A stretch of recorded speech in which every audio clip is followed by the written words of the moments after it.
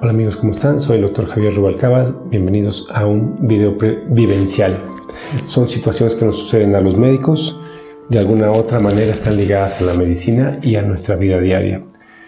No sé si ustedes alguna vez han querido estar en dos lugares al mismo tiempo. Es lo que me pasó a mí. Un día salí de mi casa temprano, a las 7 de la mañana, porque tenía que estar en el hospital de salubridad, donde trabajaba, y mi esposa estaba embarazada. Cuando yo salí no había ningún indicio de trabajo de parto, todo estaba muy bien. Yo me fui tranquilo al hospital de salubridad.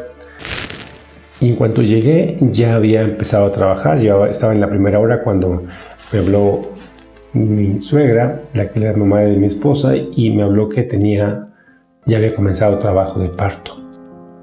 Entonces me empecé a angustiar. Y bueno, obviamente se fue a la clínica donde iba a atenderse el embarazo, el parto. Y más tarde, y cuando llegué yo, había mucho trabajo y había 3 pacientes graves. Había 2 pacientes intubados y el paciente número 3 el que estaba más grave. Uno le bajaba la presión, otro estaba con la frecuencia cardíaca alta, y el que estaba intubado, el ventilador estaba disfuncionando. Fue un estrés terrible porque no podía salir del hospital. Había 3 pacientes graves, más los otros hospitalizados, más toda la consulta. Había cosas que podías a lo mejor diferir, pero en ese momento no podías dejar a los pacientes graves.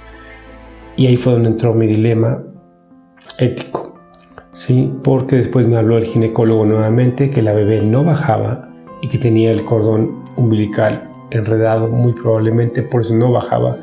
Y estaba entrando como en una asfixia, lo que conocemos como sufrimiento fetal. Entonces él se empezó a angustiar, yo me empecé a angustiar, y los pacientes seguían mal, el ventilador seguía disfuncionando y el trabajo estaba acumulado. Entonces tenía que esperarme hasta poder enlazar el turno, ya que yo podía haber faltado esa guardia, pero si no llegaba, legalmente no pasaba nada porque yo no llegué.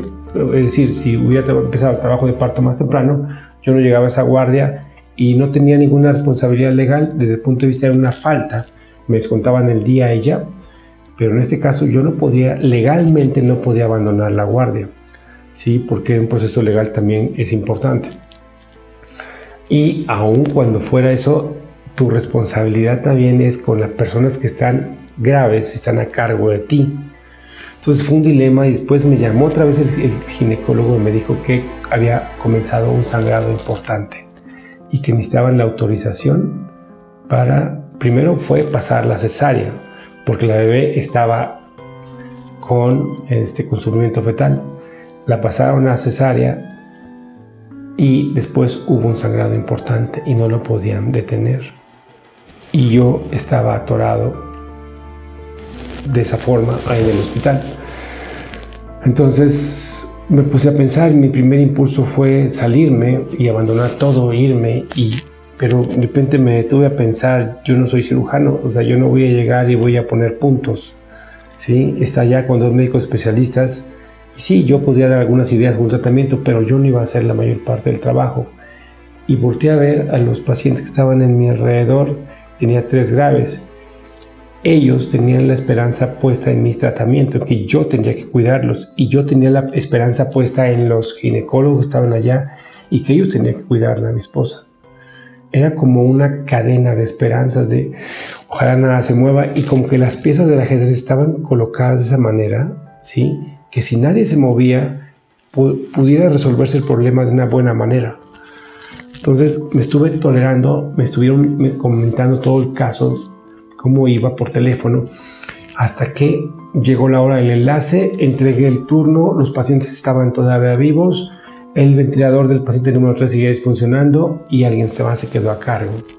Entonces ya yo pude salir, y el hospital donde estaba a 1 hora de la ciudad de Puebla. Yo tenía que viajar de Huejotzingo hasta allá, y entonces lo mejor que hice fue irme despacio, tranquilo y con precaución. Lo menos que necesitaba en este momento era un accidente automovilístico. Me fui. Cuando llegué, ya la bebé había nacido, ya estaban regresando a mi esposa del quirófano. Se veía muy pálida, había perdido mucha sangre, pero estaba estable.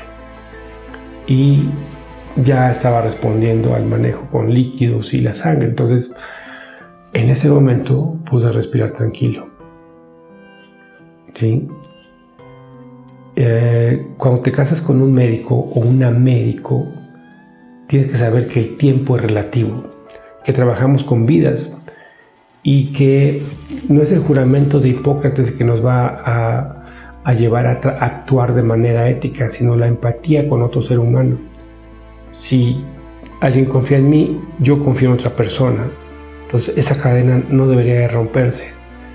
Y así fue como se resolvió este problema, este dilema ético. Pero ¿qué hubieran hecho ustedes si ustedes estuvieran en alguno de los 3 lugares que les mencioné ahorita? Si ustedes fueran el familiar de un paciente intubado, o si ustedes fueran la esposa o el esposo de un médico y que están en una situación grave y no puede llegar porque está atendiendo a otra gente grave, o la tercera, que ustedes fueran el médico, ¿qué hubieran hecho en esos lugares? Les dejo esto como reflexión. Ese fue uno de los casos vivenciales que les quería comentar. Si les gustó, déjenle por acá abajo un like, pueden suscribirse. Seguiremos platicando todas esas cosas que nos pasan a los médicos y que a veces no sabes cómo resolverlas. Nos vemos en el siguiente video.